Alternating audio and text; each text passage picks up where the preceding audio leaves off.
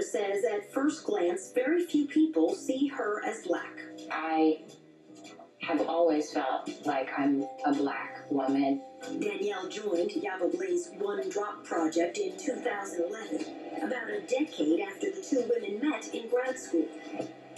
Danielle's mother is white. Her father is black.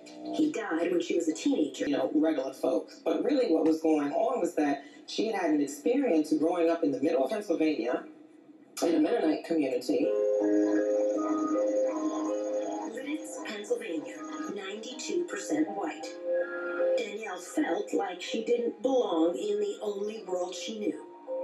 It was this quiet,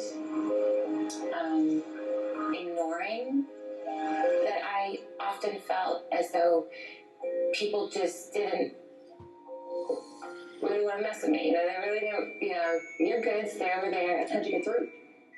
I left school. I stopped going. You dropped out. I didn't officially drop out. They sent a tutor to my house, and that's how I finished my junior year. She got through that year and the next, graduated and entered Temple University, where she studied for her master's degree in African American Studies. She says she had a deep desire to connect with her blackness. My family is very important to me. My white family is who I grew up around, but even with them, I feel as though I'm black. I'm not, the same as them, and I've always felt that way.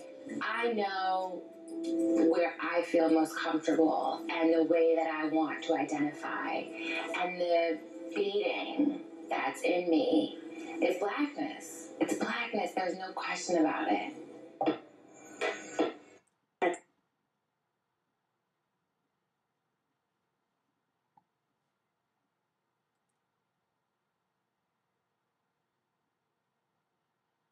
I want to identify, and the beating that's in me is blackness. It's blackness. There's no question about it.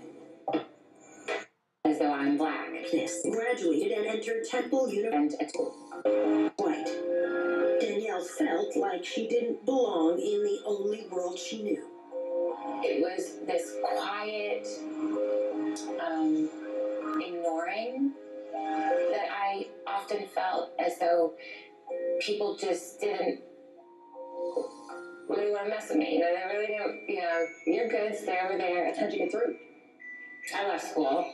I stopped going. The prompt is this. All of Vision's workshops end with an assignment. You are writing a poetry memoir of who you are, what you are. For Niall Jones and Becca Khalil, it's difficult. So what you feel inside, what you feel you are, how you identify yourself is what you're writing right now. I want you to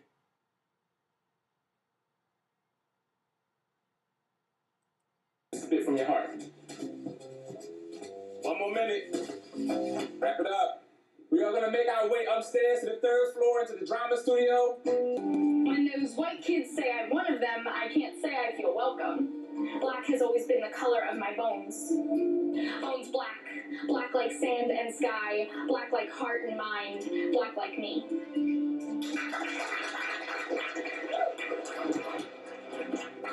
I'm black. And I'm African American, and I'm accepting of that. I'm proud of it.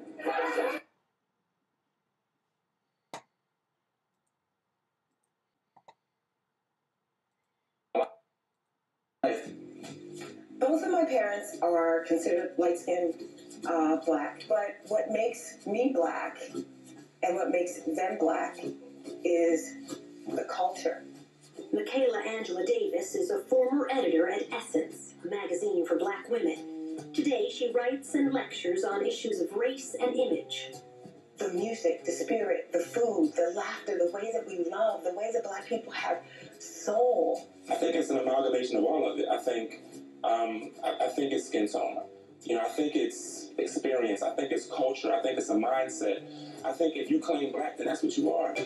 Danielle Ayers says at first glance, very few people see her as black. I have always felt like I'm a black woman. Because of the historical significance of it. So, what do you check when you have to fill out a form like the census? I check black now, but as long as I checked other, I've never checked white. I'm not white. America lets you know real fast that you're not white. I've never been jumped and called cracker or honky. I've been jumped and called monkey and nigga. You're black. I'm black. I'm biracial, but I'm black. I'm no different than Frederick Douglass or Barack Obama or, many, historical figures who were biracial, and are black and are part of black history.